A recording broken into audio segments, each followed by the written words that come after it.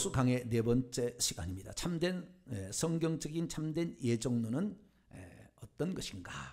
성경적인 참된 예정론은 어떤 것인가? 네 번째, 오늘 마지막입니다. 시간을 갖도록 하겠습니다. 성경의 모든 그 말씀들은 우리에게 다 필요한 것인데 어떤 것들은 강조되어 있는 부분들이 있습니다.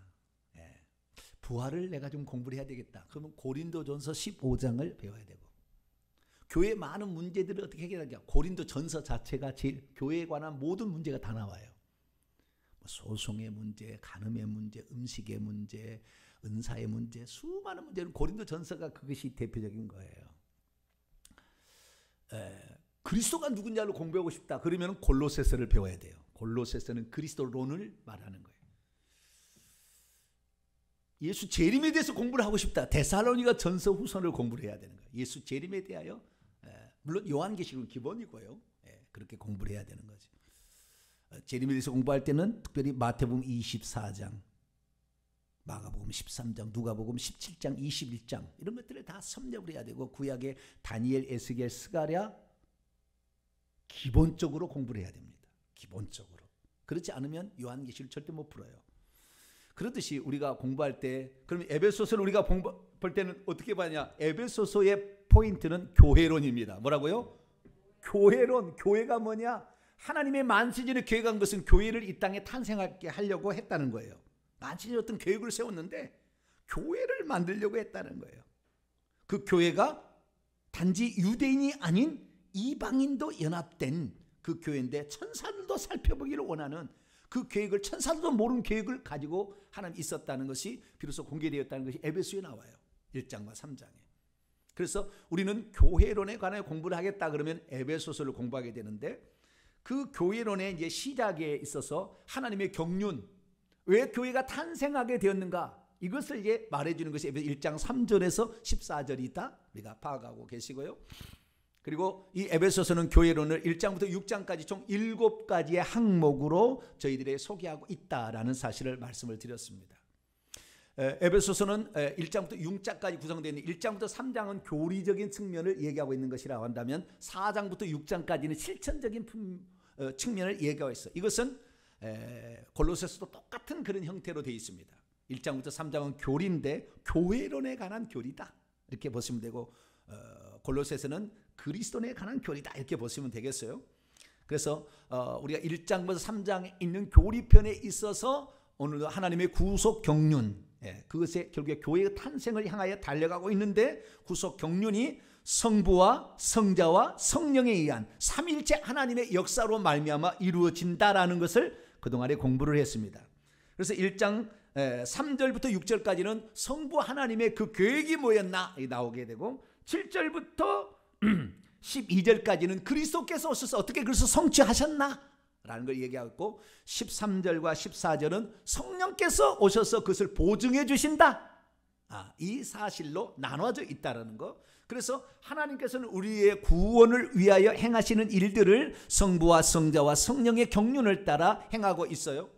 근데 이것을 잘못 알아들어가지고 성부와 성자와 성령이 동시에 존재한다는 것을 까먹으면 양태론으로 가는 거예요. 양태론으로. 이걸 까먹으면 동시에 존재해서 일한다는 걸 모르면 양태론으로 가는 거예요. 양태론도 틀렸고요, 삼위일체론도 틀린 게 어마어마하게 많아요. 그래서 우리가 교리를 따라가는 건 아니지만, 우리는 성경을, 진리의 말씀인 성경을 따라가야 될 줄로 믿습니다. 이 성경 말씀 그대로를 믿어야 되는 거예요. 그래서 제가 이 땅에 하나님께서 저를 보내신 목적이 진리의, 하늘의 진리의 말씀을 전하는, 선포하는 종으로서 계획을 해서 보냈어요. 다 이제 알게 됐어요. 다 알게 됐어요.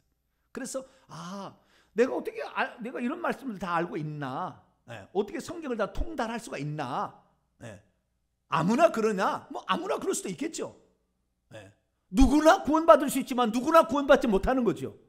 아무나 다 될 수 있으나 아무나 다 그렇게 될 수는 없습니다.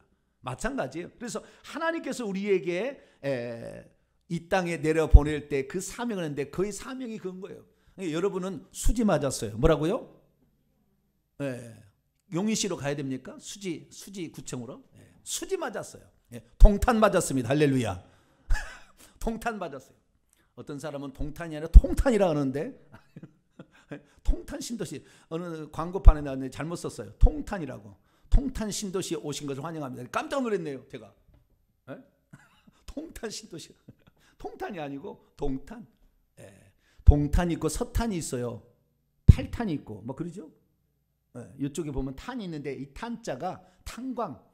옛날 탄광 탄자예요. 탄광이 옛날에 있었나 봐요. 그래서 동쪽에 있는 탄광이 많이 나오는데 동탄이고 서탄도 있습니다. 팔탄도 있고 또 뭐 또 있는데 무슨 탄이 또 하나? 하여간 그렇습니다. 그 중요한 게 아니고 우리는 하나님 말씀을 누구에게 듣느냐가 중요해요. 누구에게 듣느냐. 그러니까 어떠한 관점으로 어떠한 사상을 가지고 있는 자가 말하에 따라서 그 말의 방향이 달라지는 거예요. 그래서 성경대로 보려고 하는 진리로 보려고 하는 이런 그 강렬한 열망을 가지고 있을 때 비로소 우리는 그 진리의 영역에 도달할 수 있는데, 그래서 오늘 성부 성자 성령에 의한 하나님의 구원 경륜이 결국에 목적은 뭐냐면, 목적은 먼저는 우리가 죄사함을 받아서 그 다음에 하나님의 영을 받아서 양자가 되어서 하나님의 아들이 되고 하늘나라의 기업을 얻는 자가 되는데, 이 모든 것이 그리스도를 통하여 그리스도 안에서 모든 것을 이루시겠다고 하나님 계획했다는 거예요.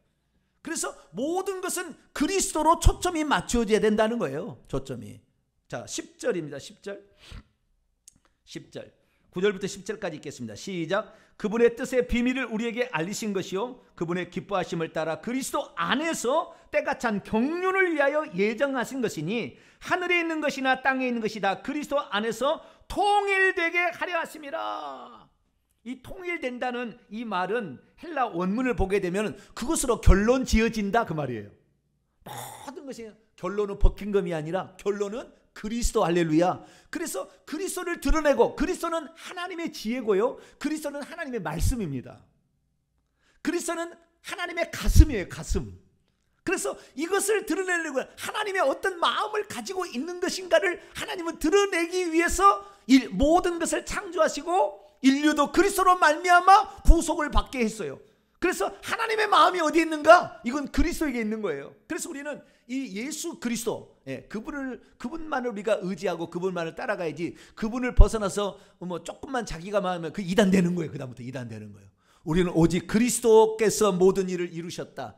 그래서 우리는 그리스도만을 높이고 그리스도만을 자랑하고 그리스도만을 찬양하리라. 할렐루야. 그분 없으면 나는 없고 그분이 있으면 나는 있고. 할렐루야. 이렇게 마음으로 우리가 작정하고 가셔야 돼요. 그래서 제가 이 경륜적인 것을 그동안에 얘기를 했고요. 그 가운데서 예정에 관한, 하나님의 예정에 관한 말씀이 이 에베소에 나오기 때문에 예정론을 공부한다 그러면 에베소 1장 3절부터 14절을 반드시 공부하는 거예요. 왜? 예정론의 본문으로 가장 많이 인용되는 것이 여기고, 그 다음에 두 번째는 요한복음 6장과 10장이에요. 로마서 8장, 이런 데가 예정론의 중요한 성경 구절이 나옵니다. 그래서 그것을 인용하는데 그 중에서 가장 기초로 사용하는 본문이 오늘 본문 말씀입니다. 그래서 예정이라는 말이 나오기 때문에, 자, 4절 5절 예정을 읽어봅시다. 시작. 곧 창세전에 그리스도 안에서 우리를 택하사 우리로 사랑 안에서 그분 앞에 거룩하고 흠이 없게 하시려고 그분의 기쁘신 뜻대로 우리를 예정하사 예수 그리스도로 말미암아 자기의 아들들이 되게 하셨다. 이게 예정이에요. 예수 그리스도로 말미암아 하나님의 아들들이 되게 하는 것이 하나님이 기쁘신 뜻이라. 하나님은 외로웠다. 제가 그런 얘기했죠. 창세기에 아담이 독취하는 것이 좋지 못하니 아담은 그리스도의 예표요 하와는 교회의 예표로서 아담이 독취하는 게 좋지만 하나님의 마음이 거기에 있어요. 하나님의 가슴은 우리가 없으면 좀 허전하대요. 뭐라고요? 허전하대. 그래서 우리가 있을 때 하나님 행복해. 우리가 있어주문의 말면 하나님 행복해요. 그러니까 우리가요 천국에 가주는 것이 가장 하나님을 기쁘시게 하는 거예요. 할렐루야. 그 뜻이거든. 그 뜻이거든. 우리가 뭐 아버지 힘들게 해서 나쁜 게 아니라 그분의 뜻을 이루기 위해서라면 어떠한 어려움도 요청해도 아버지는 다 들어줘요. 그 아버지는 그것을 원하고 있었으니까. 그래서 당신의 것이 다 없어진다 할지라도, 당신의 목숨도 죽은다 할지라도 그 뜻을 이루기 위한다면 하나님 그렇게 기뻐하시는 거예요. 그래서 그 예정에 관한 얘기인데, 예정하셨다. 하나님의 아들들로. 그 아들들이 결국에 상속자가 되는 것입니다. 하나님의 상속자가. 그래서 그 상속자가 되는데 하나님 나라를 기업으로 차지하는 자가 되는 거예요. 그리고 천국에 가면 기업의 분량이 다릅니다. 우리의 기업의 분량이. 그래서 천국에서 기업의 분량이 많게 하기 위해서는 우리가 이 땅에 살 때 그걸 장만해서 가야 되는데 주님 앞에 충성하는 자들이 그런 것을 이제 얻게 되겠죠. 그래서 결국에 우리는 그분이 은혜로 우리가 이러한 놀라운 은혜를 잊게 되었다라는 건데요. 자, 우리가 여기서 예정론에 이제 정리를 하는데 지난 시간에 예정론의 5가지 공부를 했습니다. 첫째는 전적 타락, 뭐라고요? 전적 타락, 전적 무능력. 그 다음에 무조건적인 선택, 무조건 제한 속죄, 불가항력적인 은총, 성도의 견인. 이 5가지가 예정론의 핵심 교리입니다. 그런데 이 예정론의 핵심 교리인 이 5가지가 성경에서 너무나 많이 빗나갔어요. 너무나 많이 빗나가 있어요. 빗나가 있고요. 이 빗나가 있는 것이 이 시작은 어거스틴으로부터 신적 작정부터 시작이 됐는데 칼빈이 이것을 꽃을 피웠어요. 우리가 예정론을 공부하려면 이 기독교 강요를 공부를 하셔야 돼요. 그런데 여러분들은 공부를 신학교 가면 당연히 하는 것인데요. 이 기독교 강요 제3권의 21장부터 24장까지의 기독교 강요의 예정론의 것이 나옵니다. 칼빈이 썼어요. 그래서 이것을 기반으로 해가지고 결국에 예정론 교리가 생성됐는데 이걸 예정론 교리가 처음부터 나온 건 아니었어요. 그렇게 분명하게 나온 건 아니었는데 칼빈의 제자가 2사람이 유명한 사람이 있습니다. 한 사람은 베자 누구예요? 베자는 헬라어 원전을 출판한 사람이에요. 아주 헬라어 잘한 사람, 머리가 아주 박식한 사람입니다. 뛰어난 천재성 있는 사람인데요. 이 베자라는 사람이 있고요. 또 한 사람은 녹스라는 사람이 있어요. 녹스는 영국으로 갔고 베자는 프랑스로 갔습니다. 칼빈이 죽게 되자. 그래서 꽃을 피웠는데 프랑스에서 이제 기독교 칼빈의 교리가 녹아진 어떤 교리가 나오게 됐는데 여기에 대해서 잘못되었다고 평신도 코르네르트가 칼빈의 예정론은 성경하고 어긋난다고 평신도가 얘기를 한 거예요. 너무나 베자가 화가 났어요. 너무나 베자가 왔는데 이 베자의 그 신학교에 가장 머리가 박식한 제자가 하나 있었는데 학생이 있었는데 그게 바로 알미니우스예요. 누구예요? 알미니우스야. 저 코르네르트 저 평신도의 코를 납작하게 해줘라. 감히 신학 목회자한테 감히 저 평신도가 되더라. 납작해 해줘라. 그래서 알미니우스가 이거 감히 어떻게 우리 칼빈 선생을 능욕하고 이 알미니우스가 이 얘기를 듣기 전까지는 전적인 칼빈파였어요. 그래서 칼빈의 교리를 전적으로 신봉하고 가고 있었어요. 그러니까 자기가 성경을 보기 전까지는 그 논리가 너무 확실하다. 이게 논리가 맞다라고 생각했기 때문에. 그런데 이제 코르네트가 성경 갖고 합시다. 그러니까 그래 너 잘렸다. 그래 성경 갖고 하자.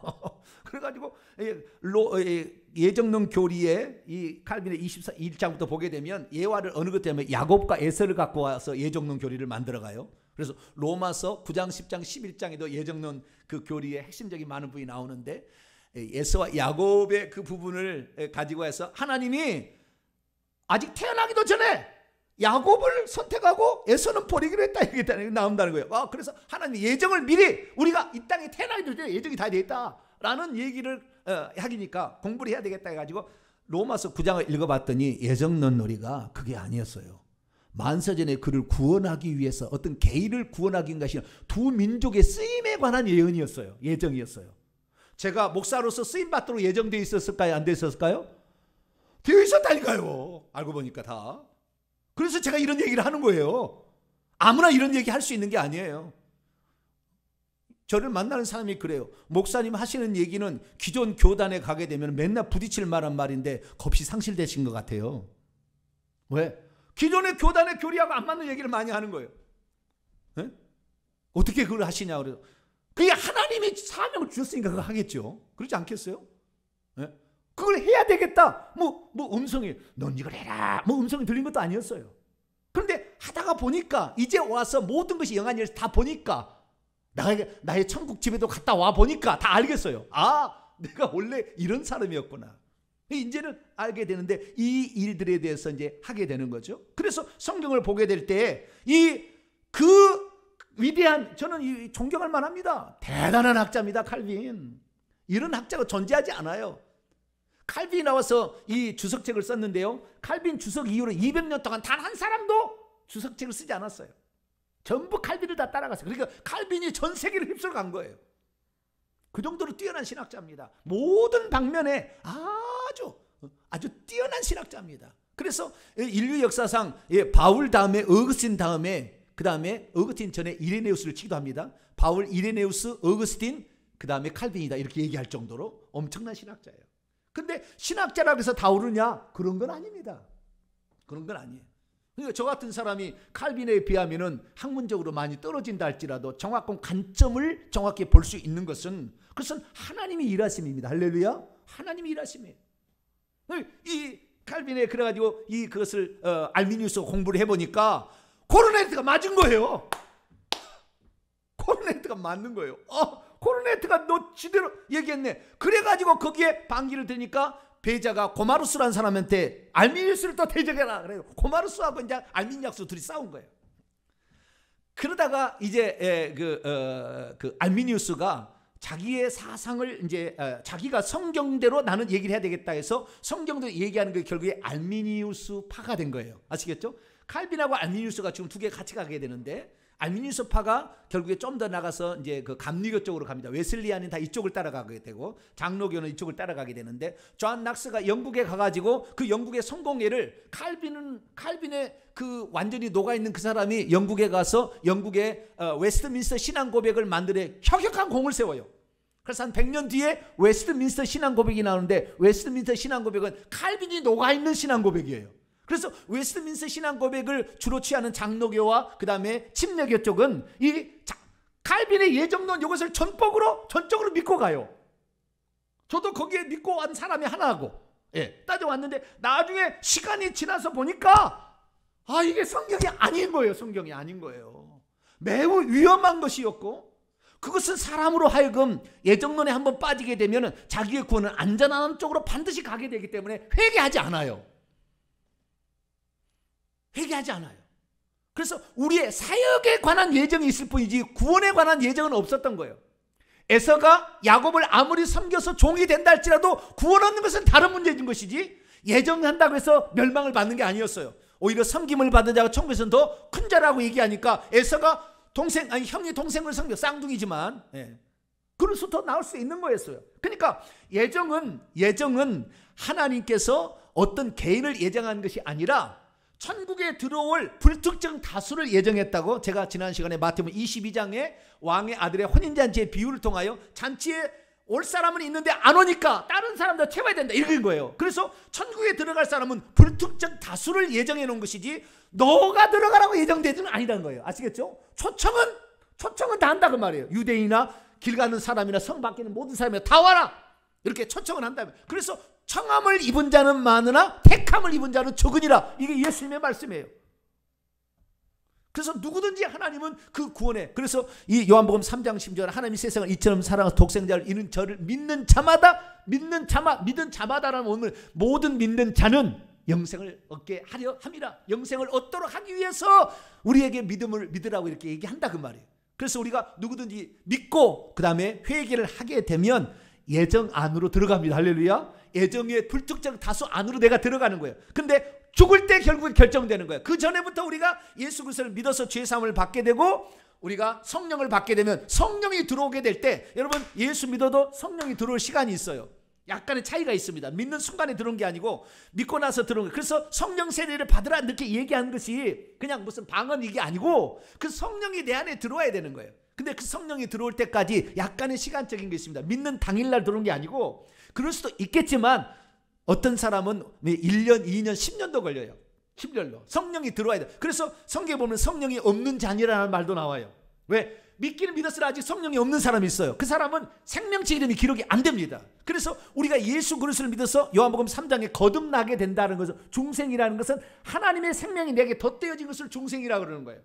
그러니까 내가 부모로부터 육체의 생명을 얻은 것과 하늘의 생명을 얻은 것을 합쳐서 우리의 생명이 이 육체의 생명과 영혼의 생명이 합쳐질 때 그때 거듭난 거예요. 할렐루야. 그 생명이 더해져야 되는 거예요. 성령이 들어와야 돼요. 성령이 생명의 성령이니까. 그래서 그 성령을 받은 자는 생명체 이름이 기록됩니다. 기록되는 거예요. 기록돼서 한번 기록되면 영원히 기록될 수도 있어요. 그러려고 기록된 거죠.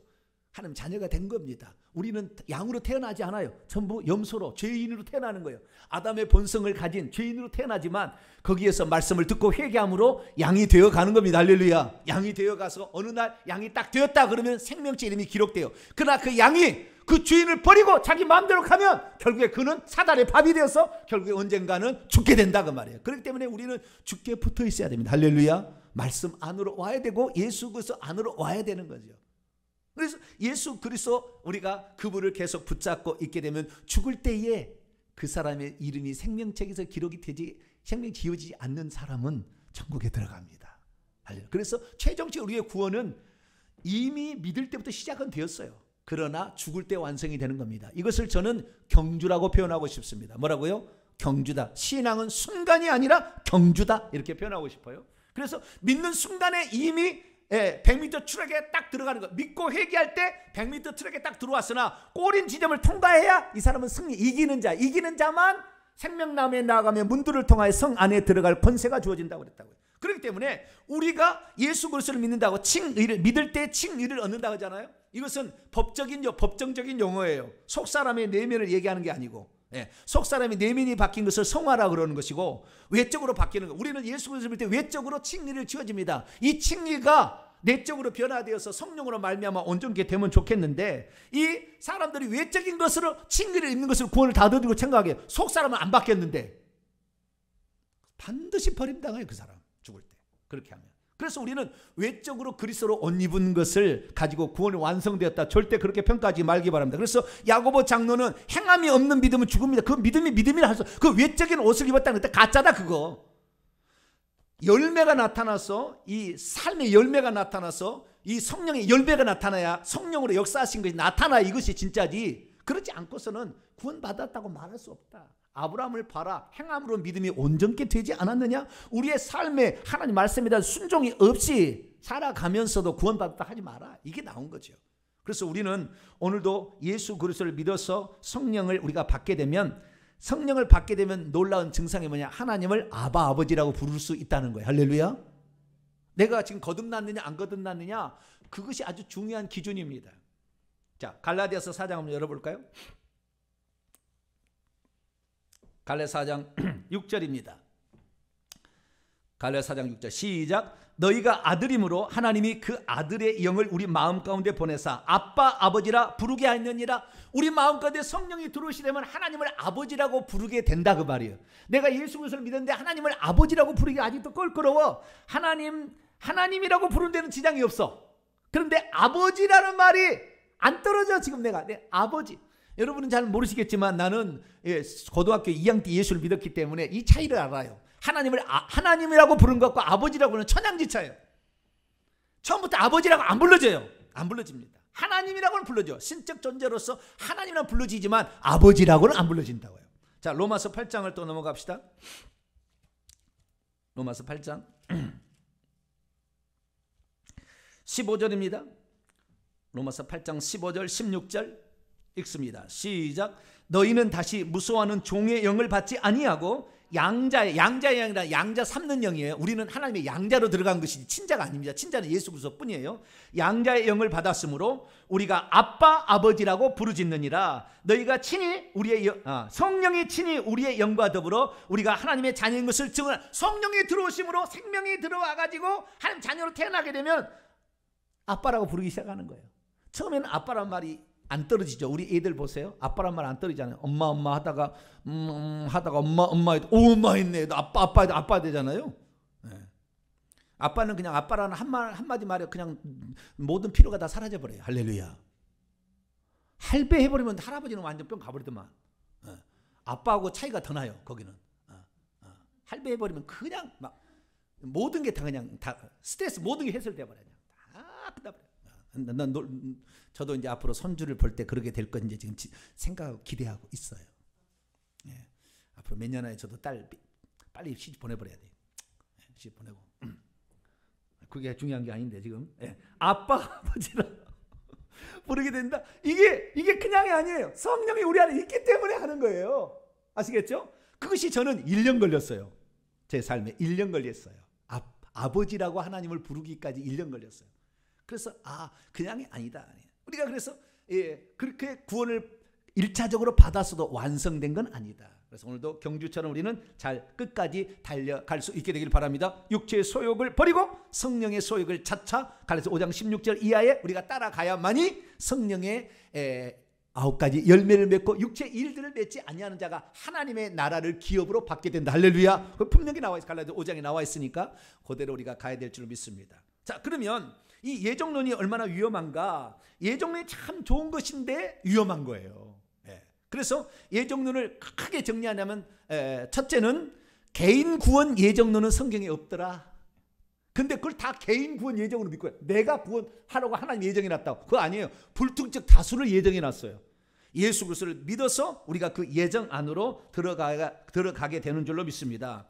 그래서 제가 이 성경적인 예정론을 정의를 한번 제가 해봤어요. 그 전에 칼빈의 잘못된 이것은 다 보세요. 보시는데 제가 정의를 할 때 이렇게 정의하는 게 좋겠다라고 정의를 해봤어요. 나중에 이제 요 강연의 책이 몇 권 나올 겁니다. 그때 이제 사보시면 되겠고요. 성경적인 예정론이 뭐냐? 하나님께서는 누구든지 그리스도 안에서 그리스도를 통하여 구원 얻도록 창세전에 예정하셨다. 이는 누구든지 회개하여 죄사함을 받고 예수 그리스도를 믿어 영생을 얻음으로 하나님의 아들이 되도록 예정하신 것이다. 그러므로 자신의 불신을 회개하고 예수 그리스도를 믿을 때 예정 안으로 들어간다. 잘했어요? 못했어요? 할렐루야. 뭐 진가를 알아보네 벌써. 이렇게 제가 성경에 말하는 예정론을 이렇게 정의를 할 수 있겠다고 제가 정의를 했는데요. 그 예정에 있어서 그러니까 개인 구원 예정은 없습니다. 개인 구원 예정은 불특정 다수예요. 굳이 따진다면은 천사가 아닌 하나님의 형상대로 지음받은 두 존재가 있는데 천사가 아니라 우리 인간을 그렇게 하나님이 구원하려고 예정했는데 천사들도 그것을 몰랐다는 거예요. 그걸 몰랐다는 거예요. 나중에 알게 돼요. 그러니까 사단 마귀가 인간을 그 하나님의 상속자로 예정했던 걸 모르고 떨어졌어요. 몰랐어요. 그것을. 안 가르쳐줬다니까. 교회가 탄생하기 전까지는 안 가르쳐줬다니까. 하나님은 계획이 다 있었죠. 계획을 갖고 있었는데 어느 누구도 그런 거 안 가르쳐줘요. 그러다가 교회 탄생을 통하여서 비로소 사도 바울을 통해 그것을 공개했어요. 그래서 사도 바울이라는 사람이 얼마나 성령의 감동으로 이 성경을 썼는지를 알 수가 있죠. 자, 에베소서 3장을 봅시다. 결국에 우리가 이것이 예정의 어쩌면 그 결론이라고 하는 것은 3장 6절이에요. 3장 6절. 5절에 보니까 안 알렸다는 거예요. 5절부터 읽어봅시다. 시작. 이제 그의 거룩한 사도들과 선지자들에게 성령으로 나타내신 것 같이 다른 세대에는 사람의 아들들에게 알려지지 않았으니 이는 이방인들이 복음으로 말미암아 그리스도 예수 안에서 함께 상속자가 되고 함께 지체가 되고 함께 약속에 참여하는 자가 됨이라. 그래서 아브라함을 선택했다는 거예요. 할례 받기 전에 아브라함의 먼저 그 믿음을 의로 인치시고 할례 받기 전에 그렇게 했다는 거예요. 할례는 그 믿음에 대한 인침이었지. 할례가 중요한. 근데 유대인들은 할례만 받으면 약속의 자손이래. 택도 없는 이야기예요. 하나님 약속을 믿어야 돼요. 그 약속의 핵심은 뭐냐면 내가 내게로 다시 돌아오니 너에게 아들이 있으리라. 그래서 하나님께서는 그 아들 예수 그리스도로 말미암아 우리를 구원하신다는 거예요. 그게 이삭이에요. 그래서 이삭이 제단에서 드려지는 겁니다. 그 모리아 제단에 드려지는 거예요. 이 정확한 예표예요. 그래서 하나님 우리 구원 경륜하는 것은 성부와 성자와 성령으로 하게 되는데 아브라함과 이삭과 야곱을 한다는 거예요. 아브라함은 성부, 이삭은 성자, 야곱은 성령을 예표하는 거예요. 성령의 사람 야곱을 보세요. 성령의 사람 어떻게 우리가 성령 시대 구원을 얻는지. 가만히 있으면 구원을 얻습니까? 장자의 축복이 가만히 있으니까 들어왔습니까? 에서가 죽이라 할 때 가만히 있으니까 에서가 아침에 뽀빠로 왔습니까? 야복강에서 통곡하며 생명을 무릅쓰고 그렇게 기도했다 그 말이에요. 그 장자의 축복을 이렇게 방법은 달랐지만 그 장자를 축복을 그냥 그 열망을 끝없이 그는 가지고 있었다. 나는 하늘의 상속자가 되리라. 하나님의 아들이 되리라. 이런 강력한 열망을 가지고 있었을 때 하나님이 그를 도와주셨다 그 말이에요. 그가 열심히 일한다고 양이 염소가 잉태하는데 검은 놈이 나옵니까? 얼룩덜룩한 놈이 나옵니까? 그 유전학상으로 불가능한 것입니다. 흰 양만 나오게 돼 있어요. 그런데 그가 하나님의 열정을 가지고 이렇게 살아갔을 때 하나님은 그를 도우신다. 할렐루야. 그래서 우리는 하나님의 전적인 선택하심으로 우리가 그 구원 안으로 초청을 받았지만 그 구원을 위해서 우리는 정말 그 하늘의 소망을 열정을 더 가져야 되고 회개를 통해서 기도를 야복강의 기도를 우리가 날마다 해서 결국에 우리의 대적자는 나와서 400명의 군사를 건드리고 와서도 보이콧 해줄게 이렇게 바뀐다 그 말이에요. 그런데도 기도도 한 번도 아니하고 나는 만세절에 예정되었으니까 택도 없는 이야기예요. 그래서 우리는 성경적인 견해를 가지고 따라가야 되는데, 자 다시 3장 9절로 11절까지 읽습니다. 시작. 영원하신 영원부터 만물을 창조하신 하나님 속에 감췄던 비밀한 경륜이 어떠한 것을 드러내게 하려 하심이라. 이는 이제 교회로 말미암아 하늘에 있는 통치자들과 권세들, 천사를 의미하는 거예요. 천사들에게 하나님의 각종 지혜를 알게 하려 하심이니 곧 영원부터 우리 주 예수 그리스도 안에서 예정하신 뜻대로 한 거예요. 이방과 유대인들이 하나가 돼 함께 지체가 돼 함께 상속자가 되는 것이 이게 교회로 말미암아 비로소 공개가 되기 시작해서, 그래서 이것을 4절에 보면 그리스도의 비밀이라고 그래요. 뭐라고요? 교회를 그리스도의 비밀이라고 그럽니다. 비밀이란 거예요. 비밀이란 거. 나중에 에베소 3장에서 더 이제 자세히 다루겠지만, 그래서 우리가 하나님의 상속자가 되는 것 천사들은 몰랐다는 거예요. 그런 우리가 거기에 지금 동참하고 있으니 얼마나 자랑스럽습니까? 할렐루야. 나는 천사가 되었으면 좋겠네. 그건 바보 같은 짓이에요. 천사는 절대 상속자가 될 수 없다. 천사는 우리보다 능력이 많아도 그에 대한 하나님의 계획은, 내가 이 그릇을 이렇게 쓰고 저 그릇을 저렇게 쓴다고 토기장이가 전대가는 것은 토기장이 마음이잖아요. 그렇죠? 근데 우리가 그 인간인데 거기에 속했는데 이 사실을 깨닫는 자는 하늘의 상속자가 되기 위해서 오늘도 부지런히 달려가야 될 줄로 믿습니다. 그래서 예정론은 개인 구원 예정이 아니고 불특정 다수의 우리가 회개하고 믿게 되면 예정 안으로 들어간다라는 사실을 말씀을 드렸고요. 그 다음에 강론으로 들어가서 몇 가지만 사실을 살펴보고 오늘은 이제 마치게 되는데요. 오늘은 성도의 견인 5번째 예정론의 그 교리 지난주에 안 했어요. 그래서 그 부분을 이제 하고 제가 오늘 마치겠습니다. 자, 1장으로 다시 넘어옵니다. 1장 4절에 그리스도 안에서 우리를 선택하셨다. 그리스도 안에서 누구를 선택했었어요? 우리를 선택. 무조건적인 선택이에요. 이것은 토기장이가 인간을 하나님의 상속자로 만들겠다고 선택하신 거예요. 아시겠죠?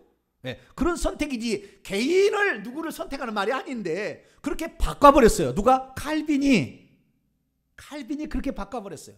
그래서 칼빈은 예정론을 뭐라고 쓰고 있냐면 어떤 개인을 하나는 영생으로 하나는 멸망으로 만세절에 예정했다고 써놨어요.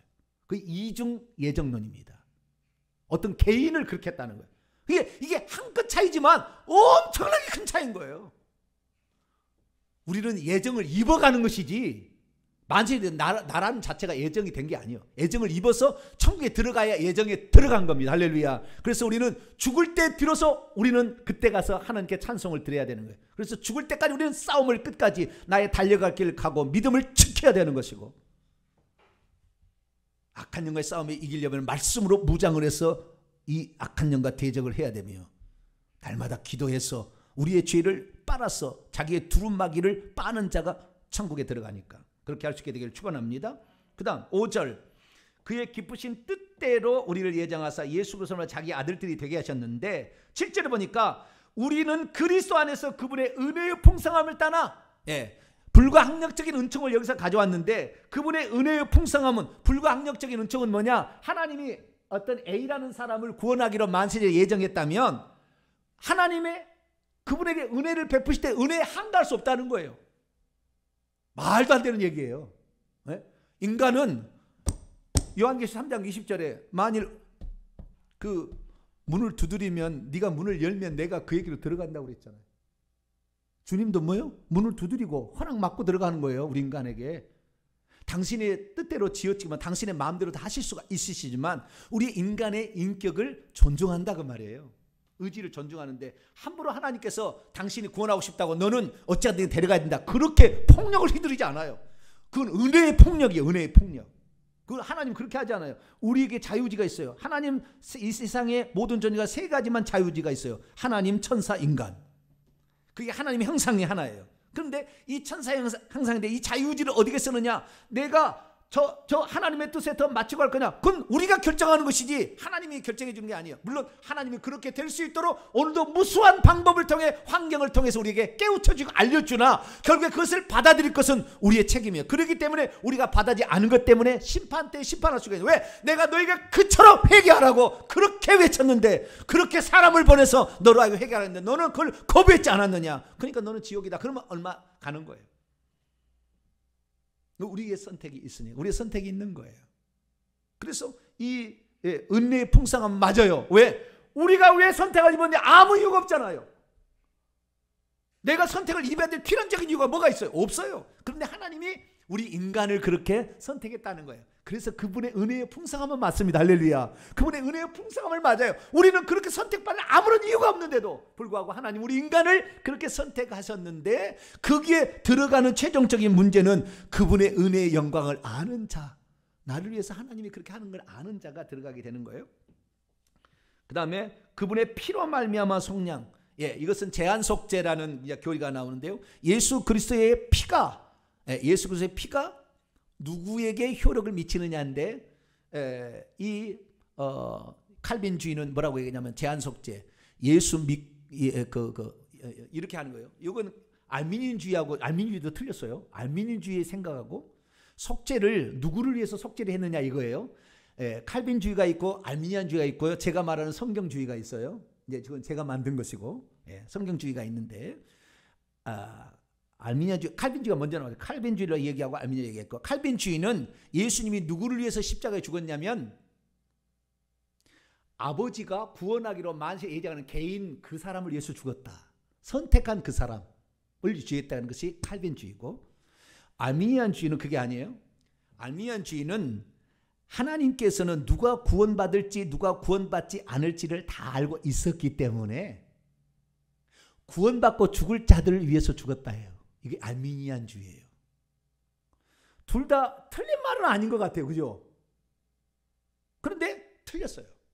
어떻게 정의를 해야 되냐? 세 번째 정의를 합니다. 하나님은 누구든지 구원받을 수 있도록 죽었어요. 단지 그가 그 하나님의 사랑을 저버리고 하나님이 그렇게 사랑했다는 것을 계속 거부하고, 그렇기 때문에 하나님은 그의 죄를 위해서 충분히 그를 구원하기 위한 효능적인 피를 흘렸음에도 불구하고 그가 받아들이지 않아서 결국에 그 피가 그에게를 구원하지 못하는 것이지, 예수의 피가 약해서, 예수의 피가 부족해서 구원 못 받을 자는 없는 거예요. 그런데 만세전에 선택자만을 위해서 죽었다는 게 칼빈주의. 장차 하나님 다 아시고 구원받고 믿고 구원받아서 구원받을 자를 위해서 죽었다.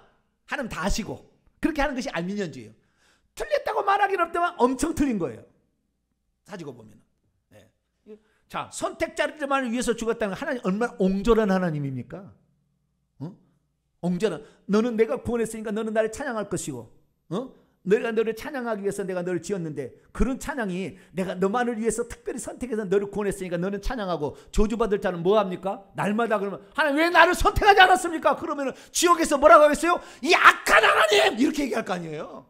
그러면 어찌 우주 만물에 공의가 서겠습니까? 절대 그럴 리가 없어요. 누구든지 구원받을 기회를 주었는데도 네가 선택하지 않았기 때문에 너의 결과다. 그래야만 아무 할 말이 없지, 지옥에서도. 그래, 하나님이 나에게 구원받을 수 있도록 여러 번 찾아왔는데 내가 그걸 버렸어. 나는 이 지옥에서 이 고통을 당했다. 이렇게 되는 거죠. 그렇기 때문에 제한속죄가 아니라 모든 사람들이, 성경은 구절이 많습니다. 성경은 구절은 많아요. 그래서 디모데서 2장 4절에도 하나님은 모든 사람이 구원받기를 원하시는데, 요한일서 2장 2절을 보면은 그분은 온 세상의 죄를 위하심이라. 온 세상의 죄를 위하여 그분은 죽으셨어요. 죽으셨어요. 그래서 우리가 이 제한속죄는 우리가 그렇게 알아야 되는데요. 고린도후서 5장 14절에도 우리가 생각하되 한 사람이 모든 사람을 대신하여 죽었은즉 모든 사람이 죽은 것이라. 모든 사람을 대신하여 죽었다. 요한복음 4장 42절도 그는 온 세상의 구주시라. 할렐루야. 그런데 그가 믿지 않아서 구주가 안 되는 거죠. 근데요, 이 제한속죄를 하나님이 만세전에 아버지가 선택하는 자만을 위해서 죽었다는 말 때문에 그 사람은 반드시 그 은혜를 받기 때문에 그 은혜에 거부할 수 없어요. 불가항력적인 은총. 그리고 하나님은 예정한 사람을 위해서 죽었기 때문에 반드시 그를 구원하셔야 될 의무가 생겨버렸어요. 그래서 성도의 견인이라는 것은 한번 그 사람을 선택해서 구원 얻게 은혜를 베풀어 주셨으면 그가 어차피 하나님을 거부해도 안 되고 그를 끝까지 끌어가서 그를 잘 인도해서 그의 구원을 보존해서 구원받게 하셔서 한 번은 영원 구원토록 하신다는 것이 성도의 견인입니다. 이것이 가장 악한 교리예요. 그 근거를 성경에 대거든요. 그 근거를 좀 이따 제가 그 근거의 말이 얼마나 허군지를 제가 말씀을 드려요. 성경에 헬라어 원문을 직역하지 않았어요. 다시 말해서 이 헬라어 성경이 나왔잖아요. 그러니까 중세만 해도 성경을 못 봤어요. 성경 소지하면 죽였어요. 왜? 진리를 알아버리니까. 교황이 막 지대하려고. 그래가지고 얼마나 많은 사람이 죽었는지 몰라요. 그런데 루터가 종교개혁을 하고 종교개혁을 하게 되고 루터가 독일어로 처음으로 그 전에 누굽니까? 위클리프가 영어로 성경을 1380년 82년에 내가지고 불타서 죽이고 다시 송장 끓여서 또 불태워서 죽였어요. 영어로 성경을 번역했다고. 이것이 라틴어 말고 중세의 로마 시대 말고 성경을 번역한 최초의 사건입니다. 저는 위클리 성경을 지금도 봅니다. 왜? 얼마나 번역을 잘했는지 몰라요. 얼마나 번역을 잘했는지. 그런데 위클리프나 그 다음에 루터가 종교 개혁을 하고 성경을 독일어로 자기 언어로 두 번째, 영어 다음에 독일어 두 번째, 헬라에서 이제 라틴어 말고 영어 그 다음에 독일어가 나오는데 독일어가 나오고 그 다음에 베자가 이제 헬라어 직역 성경을 냅니다. 베자가 헬라어 직역 성경을. 그런데 그 헬라어 직역 성경들은 직역 성경은 헬라어를 그대로 편찬을 하는 거예요. 그런데 전부 소문자 사본밖에 발견되지 않았을 때요. 종교계 이후에. 그래서 1844년에 비로소 대문자 사본이라는 것이 발견되게 됩니다. 티센도르프라는 사람이 애굽에 가서 캐더린 그 기도원에 갔더니 누가 불을 태우고 있는 거예요. 종이 같은 것을 가죽 종이를 하냐고 보니까 글자가 써 있는데 보니까 성경책이라 못 태우게 했어요. 그것이 나와가지고 이것이 대문자 사본, 이것이 신해산 사본이라는 인류의 대발견입니다. 티센도르프가. 그래서 대문자 사본이 나왔는데 종교개혁 시대는 전부 다 뭘 갖고 있었어요? 소문자 사본밖에 없었어요. 헬라어로 원문 성경에 그 복사본이지만. 그런데 대문자 사본을 안 따라가고 소문자 사본을 따라가는 게 종교개혁자들이었어요. 그렇기 때문에 한계가 있는 거예요. 왜?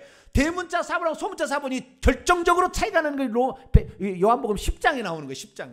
10장에 나오는데 그것이 칼빈의 예정론하고 완전히 맞아떨어지는 거예요. 그러니까 그 성경을 당시에 번역했던 사람들은 전부 예정론의 감각으로 소문자 사본을 가지고 번역했기 때문에 거기에 한계에 머물러 있었던 거예요. 근데 1844년 이후에 신해산 사본, 바티칸 사본이 계속 나와서 대문자 사본이 나와가지고 이제는 더 원문에 가까운 것을 찾아냈는데 거기에 보니까 이 칼빈주의가 틀땅에 나와버려요. 다 원문을 지금 보면 나와버리는 거다. 저는 이제 헬라어를 공부를 오랫동안 했기 때문에 한 20년 이상을 했기 때문에 그걸 아는 거예요. 헬라어를 잘 모르는 사람은 그냥 한글 성경하고 몰라요. 이런 얘기 할 수도 없어요. 그런데 저는 계속 공부를 했기 때문에 이걸 아는 거예요. 그래서 이 얼마나 우스꽝스러운 것이 나왔는지 좀 이따 요한복음 6장과 10장에 이 제한 속죄, 불광정적인 은총, 성도의 견인이라는 교리를 거기서 따오는데 그게 틀렸다는 걸 좀 이따 말씀을 드리겠습니다. 그리고 그 다음에 성도의 견인인데요. 성도의 견인은 굳이 에베소 1장에서 따진다고 한다면 13절 14절이 성도의 견인이라고 말을 합니다. 어떻게 견인이라고 말을 하냐? 그분 안에서 너희도 진리의 말씀 곧 너희의 구원의 복음을 듣고 그분 안에서 또한 믿어 약속의 성령으로 인치심을 받았으니 이는 우리의 기업의 보증이 되사 그 얻으신 것을 속량하시고 그분의 영광을 찬송한. 하나님께서 성령을 보내주신 것은 우리의 구원이 확실하다는 것을 보증해 주기 위한 것이다. 거기까지는 맞아요. 그런데 그것이 안전하다라는 것은 아니에요. 그냥 우리가 지금 죽어봐야 아는 구원이잖아요. 정확하지. 죽어봐야 아는 구원인데 죽기 전부터 이것이 확실하다는 것을 알게 하기 위해서 뭘 보냈다고요? 성령을 보내가지고 우리가 하나님의 자녀인 것을 증언해 줍니다. 그분이 내적으로. 그래서 하나님을 아버지라 부르게 되고 말씀을 들을 때 믿어지는 놀라운 은혜를 준 것은 성령이 우리 안에 보내서 그랬다는 거예요. 그런데 칼빈주의는 어디까지 나가냐면은 그렇게 성령이 우리를 그렇게 하나님 자녀라는 것을 확실하다는 것을 보증해 준다는 것을 넘어서 뭐요? 안전하다라고 말을 해버려요. 구원에서 탈락된 일 없다고 얘기를 해버리는 거예요. 그렇게 하나님 우리를 보증해 주기 위해서 그렇게 하는데도 하나님의 성령을 어기고 감으로 말미암아 갈라디아 5장의 성령의 소욕을 따라가는데 성령의 소욕을 안 따라가서 죄를 지으니까 요한계시 2장 3장에 예수님이 나타나 회개하라! 왜? 성령의 소욕을 따라가지 않으니까 회개해야 천국 갈 게 아니냐. 성령을 따라가야 되는데 인간이 그렇게 악하다는 말이에요. 마음을 아무리 두드리고 새벽에까지 두드려도 말을 안 듣는다 그 말이에요. 그러니까 주님께서 회개하라 이거예요. 요한계시 2장 3장은 바울은 성령의 인도를 따라가야 정상인데 그것을 안 따라간다 그 말 사람이. 성령이 우리에게 보증해 주셔서 성령을 무시하고 성령의 음성을 쫓아가지 않는데 무슨 성령의 보증이 안전하겠다 되느냐.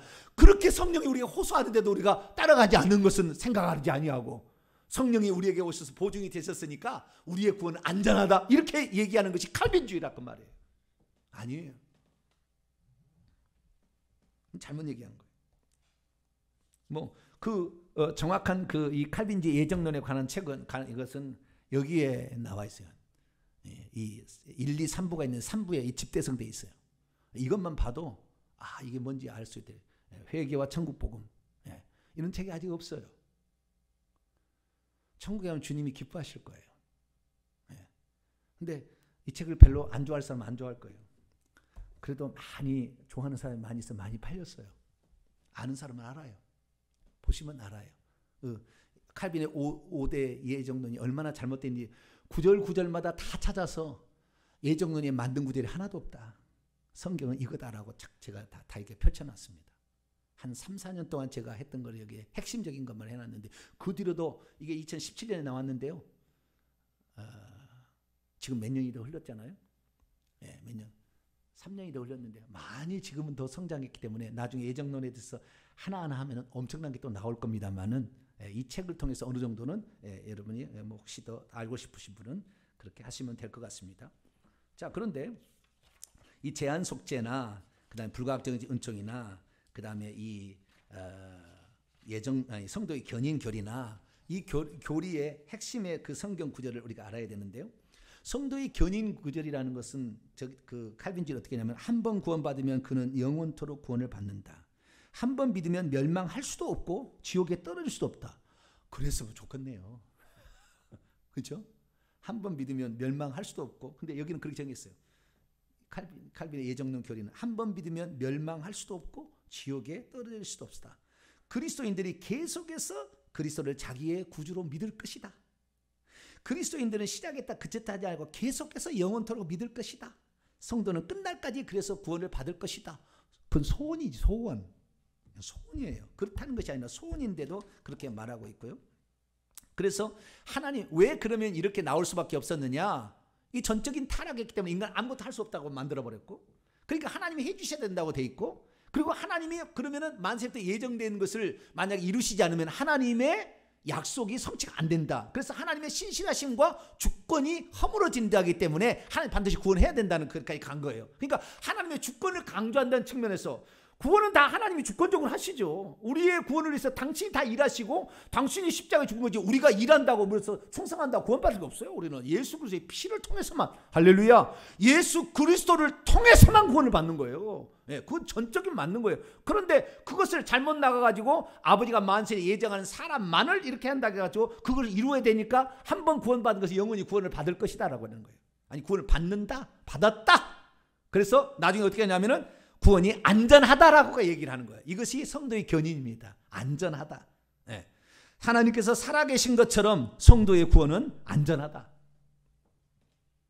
그래서 이것이 엄청나게 그러면 믿었다가 안 믿은 사람 어떻습니까? 그러면 칼빈주의 뭐라고 하냐면 만세전에 그를 예정하지 않은데 제가 예정 받은 것처럼 착각하다가 다시 원상대로 돌아갔다 이렇게 얘기하는 거예요. 아닙니다. 우리는 예수 그리스도를 믿어서 하나님을 아버지라고 부르게 되고 예수 그리스도의 구속에 완전히 믿어지고 성령의 음성을 따라가기 시작했다고 한다면 우리는 이미 구원을 받은 거예요. 1차적 구원을. 그러나 다시 육체의 소욕은 죽을 때까지 남아있어서 우리를 계속 이끌고 가기 때문에 우리는 그것을 못 이길 수가 있어요. 그러니까 우리가 날마다 회개라도 해야 되는 거예요. 성령의 음성을 쫓아가지 않으려면. 자, 그러면 이 성경적인 결정적인 근거만 말씀드리고 마치도록 하겠습니다. 요한복음 6장을 봅니다. 성도의 견인, 불강력적인 은총, 제한 속죄 이런 모든 것들이 이 구절 하나로 딱 그 설명이 되는 거예요. 이것을 절대적으로 믿기 때문에 그렇습니다. 요한복음 6장 37절입니다. 요한복음 6장 37절 읽습니다. 시작. 아버지께서 내게 주시는 자는 다 내게로 올 것이요 내게 오는 자는 내가 결코 내쫓지 아니하리라. 아버지께서 내게 주시는 자, 누가 준다고요? 아버지께서 내게 주시는 모든 사람들은 다 내게로 올 것이고 내게 오는 자는 내가 결단코 쫓아지 않는다고 했으니까 이 사람의 구원은 확실하고 안전하다. 말이 맞아요, 틀려요? 만시전에 선택한 뭐가 있잖아요. 아버지께서 선택한 사람이. 그거 사람만 예수님께 보내준다는 거예요. 그럼 예수님은 그걸 하나도 내쫓지 아니하고, 또 읽어봅시다. 내쫓지 아니하고 39절. 반드시 구원을 받아야 되는 거예요. 이 구절에 의하면. 한글 성경에 의하면 그래요. 영어 성경도 그렇습니다. 원문은 그렇지 않습니다. 근데 번역을 칼빈주의 생각에서 이 성경을 번역했기 때문에 쉽게 말해서 이 오늘날의 이 영어 성경의 기본이라고 할까요? 이것은 킹 제임스 버전입니다. 뭐라고요? 킹 제임스 버전. 몇 년에 나오냐? 1611년에 나왔어요. 1517년에 종교개혁하고 칼빈이 그대로 나와서 기독교 강요가 완전히 퍼졌기 때문에 이 기독교 강요에 의해서 기독교 강요와 칼빈의 주석에 의해서 이제는 모든 사람이 점령당한 상태에서 성경이 원문으로 나온다고 1611년에 소문자 사본을 갖다가 만든 거예요. 소문자 사본의 킹 제임스 버전을 절대적인 하나님 말씀이라 그건 속는 겁니다. 소문자 사본을 갖다 쓴 거예요. 근데 이 생각이 뭐요? 그때 당시 200년 동안 1500에서 1700년 단 한 권의 주석책이 안 나왔어요. 오직 칼빈의 주석만 모든 목회자가 다 들어간 상태. 그러니까 여기에 지금 다 녹아있어 점철되어 있는 상태이기 때문에 번역을 그렇게 할 수밖에 없어요. 성경을. 헬라어 번역을 할 때, 영어로 번역을 할 때, 영국에서 영어로 번역을 할 때 그렇게 할 수밖에 없어요.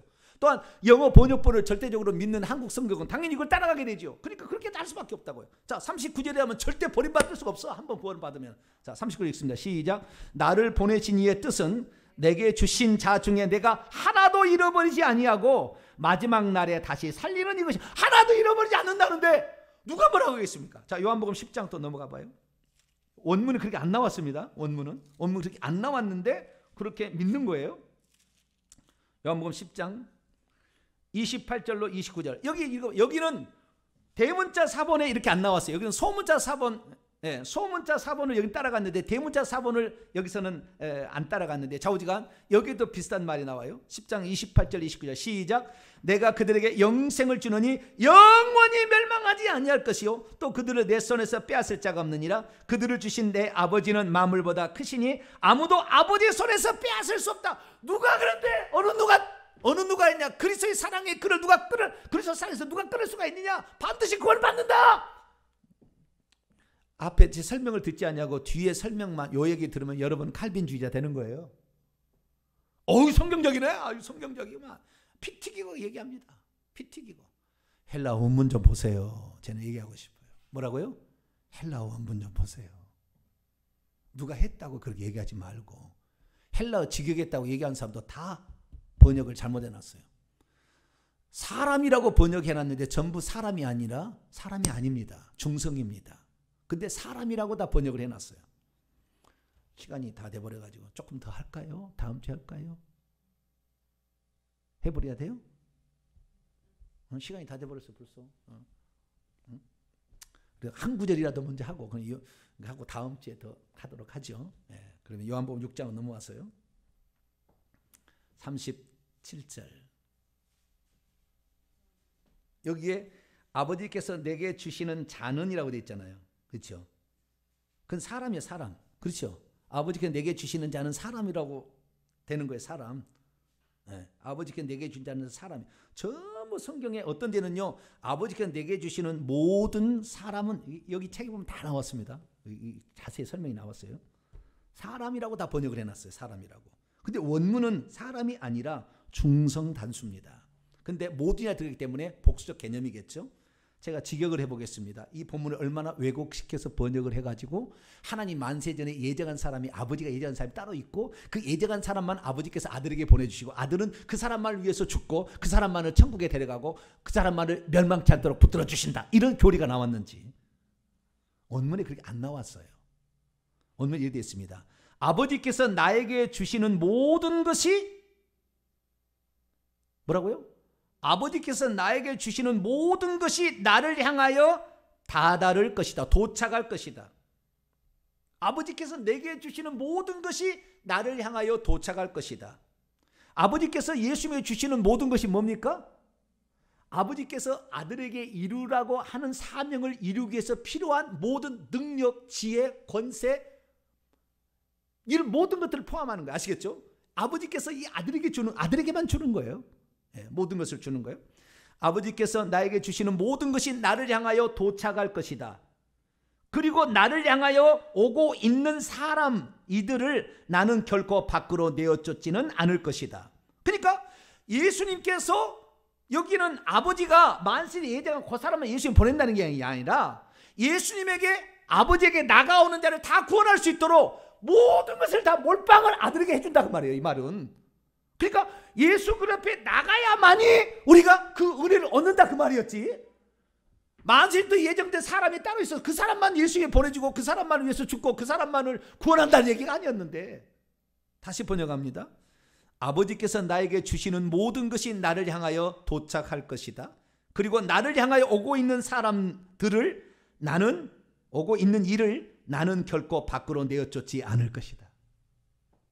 그들이 구원받기는 온다는데, 구원받겠다는데, 회개하겠다는데, 주님만 믿고 따라가겠다는데 내가 어떻게 내쫓을 수 있나? 왜? 나에게는 아버지의 모든 것이 다 있다. 영광, 능력, 지혜, 부귀, 영화, 권세, 생명 다 있다 이 말이에요. 그렇기 때문에 나에게 오는 자를 구원받겠다고 오는데 내가 어떻게 그것을 내어쫓을 수가 있겠느냐? 그 얘기인데 아까 말처럼 뒤집어 버렸다니까요. 이것이 칼빈의 예정론입니다. 저는 칼빈의 후예고 장로교 목사지만 아닌 것은 아니다고 해야죠. 우리 아버지가 잘못됐다고 안 됐다고 얘기할 수는 없어요. 그것이 치명적으로 영향을 미치는데, 그렇죠? 그렇다고 우리 아버지가 아니라고 할 수 없잖아요. 저는 칼빈 주의에 속한 목사입니다. 장로교 목사입니다. 나는 장로교 목사가 된 것을 자부심을 갖고 있습니다. 그러나 우리 아버지가 실수한 것을 실수했다고 얘기해야 돼요. 왜? 그걸 믿고 따라가서 지옥으로 갈 때에 나는 그걸 볼 수가 없어요. 아버지 실수는 실수라고 해야죠. 그러나 아버지 아들은 아버지죠. 나는 거기 밑에 목사는 맞습니다. 그래서 아버지의 실수를 그것 때문에 많은 사람이 어려움을 당하는데 그걸 내버려 둘 수는 없어요. 사망의 길로 가는 걸 갖고 잘못 알고 있고 성경 원문에 그렇게 얘기하지 않는데 왜? 이미 1600년 되는 100년 동안 칼빈지가 완전히 세계를 휩쓸었기 때문에 그렇게 번역할 수밖에 없었어요. 성경을. 제한이었습니다. 소문자 사본밖에 발견되지 않았고 요한복음 10장에 가면 대문자 사본이 얼마나 소문자 사본으로 틀린지 제가 얘기해야 돼요. 그건 다음 주에 얘기를 해야 되겠 같고요. 오늘은 여기까지만 우선 얘기하고 부족한 부분은 다음 주에 좀 더 하고 1장 뒷부분을 하고 마치도록 하겠습니다. 기도하겠습니다. 거룩하신 하나님 감사합니다. 우리가 왜 목회자들이 성경을 원문으로 알아야 되는가? 그렇지 않으면 우리는 거짓 선지자가 되기 때문에 거짓말하는 자는 불과 유황으로 타는 못에 던져지리니 둘째 사망이라. 주님, 거짓 선자를 삼가라. 노력하는 일이라. 주님이 직접 우리에게 또 세례요한을 통해 말씀했는데 우리는 성경의 가르침, 예수님이 진짜 했던 그 말씀, 그 진리의 말씀대로 믿고 오늘도 구원받기 위해 주님께 부지런히 나아가며 회개하는 자 될 수 있도록 도와주옵소서. 우리 주 예수 그리스도의 이름으로 기도하옵나이다. 아멘.